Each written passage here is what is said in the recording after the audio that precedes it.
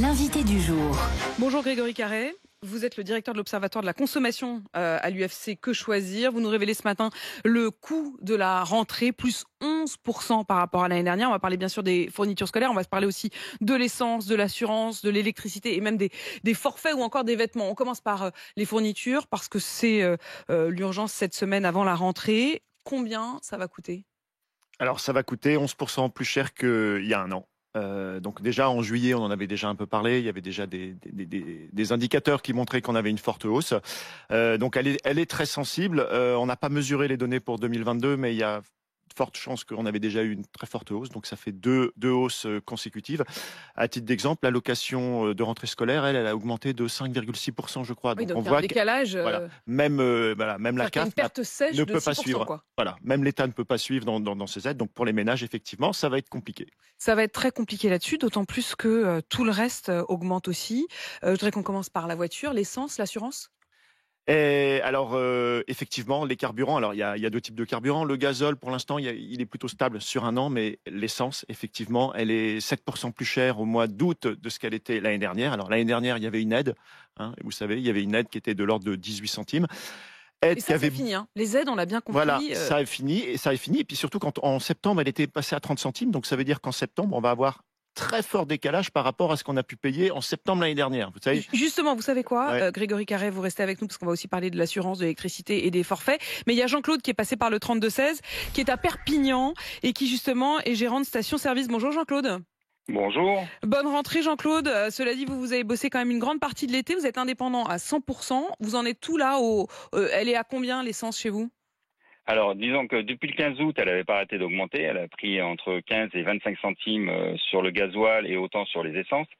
Là, j'ai eu de la chance. Le dernier camion que j'ai acheté, on a réussi à baisser les prix, mais de 3 centimes, donc c'est pas énorme. Donc c'est vrai que là, actuellement, les prix en gasoil, on est à 1,846 et en sans-plomb, on est presque à 2 euros. Et puis vous avez eu des aides tout au long de l'année. Enfin, des aides, pas vous, mais ceux... Nous, on n'a pas eu d'aide. Non. Mais ceux qui venaient, il y avait des aides pour ceux qui venaient à la pompe. Ça, c'est fini. C'est ça. Tout à fait, c'est fini. Il n'y a plus d'aide du tout. Il n'y a plus de remise. Donc là, les gens, pour la rentrée des classes, leur carburant va leur coûter. Ils vous disent quoi ? Ils vous disent quoi, les clients, Jean-Claude ? Je crois qu'ils sont devenus comment dire, habitués, se dire c'est comme ça, on peut pas faire autrement. Je veux dire, moi par exemple, je vais vous donner une autre idée, l'électricité, puisqu'on parle aussi d'électricité. L'année dernière, au mois de juillet, j'avais payé 650 € d'électricité sur ma station. J'ai baissé ma consommation parce qu'on a mis un peu des LED partout et j'ai payé 1600 € cette année. 1000 € de plus. Donc je veux dire, pour le particulier, ça va être pareil. Les consommations, les prix d'électricité vont augmenter.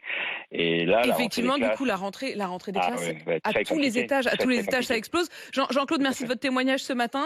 Donc en direct, les prix à l'affichage à Perpignan, dans la station de Jean-Claude. Retour sur ce plateau avec vous, Grégory Carré. On l'entend, Jean-Claude, il dit, mes clients, ils sont résignés. On a l'impression qu'il y a un an, c'était le quoi qu'il en coûte. On attendait des aides de partout. De toute façon, ça ne pourra pas tenir parce que des aides, il faudra en faire sur les assurances, sur l'habitation, sur l'électricité, sur les forfaits même téléphone. C'est tout ça qui augmente. En fait, oui. Par exemple, si on regarde l'ensemble des rayons alimentaires, ils ont tous augmenté, même en dépit des hausses de certaines matières premières. C'est-à-dire qu'il y a de façon indifférenciée, tous les rayons ont augmenté. Et là, le consommateur ne peut plus suivre. Donc, deux solutions. Soit on va regarder ce qui s'est passé, et puis il y a peut-être des marges qui ne sont pas tout à fait justifiées. Puis pour le consommateur, lui, qu'est-ce qu'il fait ? Il fait des arbitrages. Effectivement, il ne peut pas suivre. Même l'allocation de rentrée scolaire ne suit pas. Donc le consommateur, lui, ne le suit pas, fait des arbitrages. Et il sacrifie quoi ? Alors, il va baisser en gamme, il va acheter des produits dans l'alimentaire moins chers, il va acheter plutôt de l'entrée de gamme plutôt que des marques nationales.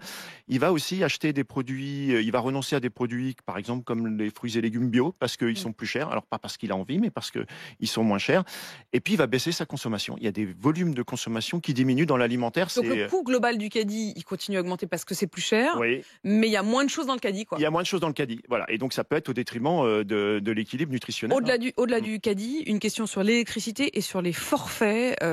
Voilà, on a l'impression que les Français, effectivement, parfois renoncent à la viande, renoncent à des produits frais, renoncent à bien manger, mais par contre, personne ne renonce à son forfait de téléphone. Non, mais c'est difficile. Hein. Vous êtes souvent engagé. Et c'est là que ça continue à augmenter et qu'on n'a pas le choix, qu'on suit. Alors là, ils ont augmenté tout au long de l'année, au gré des mois. Ça dépendait de l'opérateur, mais effectivement, ils ont pris 1, 2, 3 euros par mois. Donc à la fin de l'année, ça peut faire 30 euros. Si vous avez 2 enfants, une famille avec 4, ça fait beaucoup. Les forfaits Internet aussi. Hein. Avant, à 30 euros, vous arriviez à trouver une offre au débit. Maintenant, c'est 40 euros. Hein. Donc, ça fait 10 euros de plus. Et puis, l'énergie, effectivement, vous en avez parlé. La facture d'électricité, elle a pris 27% un an. 27%. Et je précise une chose, c'est que quand vous étiez venu en juillet dernier, vous aviez révélé à ce micro sur RMC que les fournitures scolaires allaient augmenter. Dans la foulée, la ministre Olivia Grégoire avait retweeté votre intervention sur RMC. Elle avait dit c'est pas normal, on va faire une enquête. Ils ont mené l'enquête, on va avoir les résultats dans une semaine.